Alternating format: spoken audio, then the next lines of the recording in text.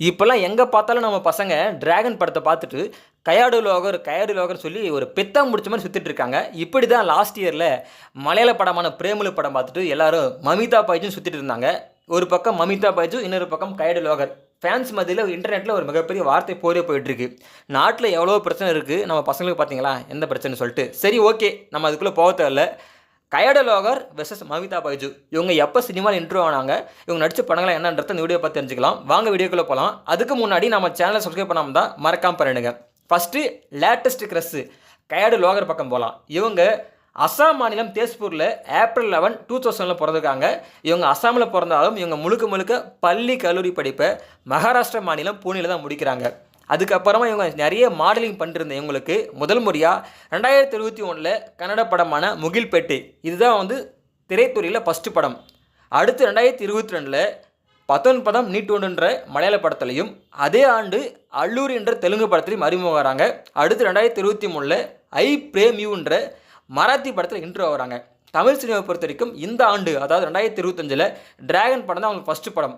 டிராகனுக்கு முன்னாடி கன்னடம், மலையாளம், மராத்தி இன்ட்ரோ ஆகியிருந்தால் கூட அவங்களுக்கு ஃபஸ்ட்டு மிகப்பெரிய பிளாக் பஸ்டராக நம்ம டிராகன் படம் தான் அமைஞ்சிருக்கு. அந்தளவுக்கு இந்த படத்து மூலிமா நம்ம ஃபேன்ஸ் மத்தியில் பயங்கர க்ரஷ்ஷாக இருக்காங்க. ஏன், இப்போ இருக்கிற ட்ரெண்டிங் க்ரஷ்ஷில் நம்பர் 1 பார்த்தா கயாடு லோகர் தான்.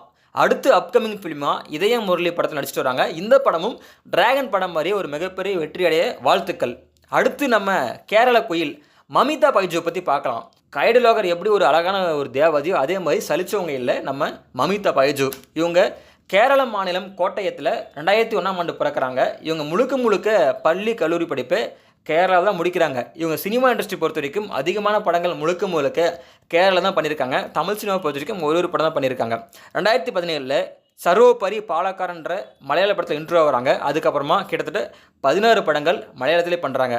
தக்கினி, கிருஷ்ணன், வரதன், விக்ருதி, ஆபரேஷன் ஜீவா, கோகு, 2, பிரேமுலு, இது மாதிரி கிட்டத்தட்ட 16 படங்கள் மலையாளத்தில் பண்ணிவிட்டு 2024 ஃபஸ்ட்டு ரிவல் படம் தமிழ் சினிமாவில் இன்ட்ரோ வராங்க. இந்த படத்தில் ஜிவிஎஸ் பிரகாஷ்குமார் கதாநாயகன் நடிச்சிருப்பார். இந்த படம் சரியாக போல. எப்படி இவங்க தமிழ் சினிமாவில் ஃபேமஸ் ஆகிறாங்கன்னா, பிரேமலு படம் மூலிமா தான் வந்து நம்ம ஃபேன்ஸ் மத்தியெல்லாம் ஒரு மிகப்பெரிய க்ரஷ்ஷாக வராங்க. இந்த படம் நேரடி மலையாள படம் டப் பண்ணி தமிழ் ரிலீஸ் பண்ணியிருப்பாங்க. இந்த படத்துக்கு அப்புறமா அவங்களுக்கு நிறைய ஃபேன் பேஸ் உருவாச்சு.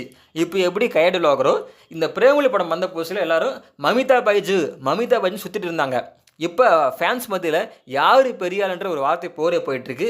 இவங்களுக்கு அப்கமிங் ஃபிலிமாக நம்ம ஜனநாயகன் படம் தளபதி விஜயோட ஒரு மிகப்பெரிய எதிர்பார்ப்பு உருவாகிட்டு இருக்கு. இந்த படம் தான் உங்களுக்கு அப்கமிங் ஃபிலிம் தமிழ் சினிமா பொறுத்த வரைக்கும்.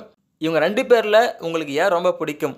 என்னை பொறுத்த வரைக்கும் மமிதா பைஜும் சரி, கயாடு லோகரும் சரி, 2 பேரும் அழகான தேவதைகள் தான். உங்களுக்கு பர்சனலாக யாரை பிடிக்கும் கீழே மறக்காமல் கமெண்ட் பண்ணுங்கள். இது மாதிரியான வீடியோக்கள் தொடர்ந்து பார்க்கணும்னா நம்ம சேனலை மறக்காமல் சப்ஸ்கிரைப் பண்ணுங்கள்.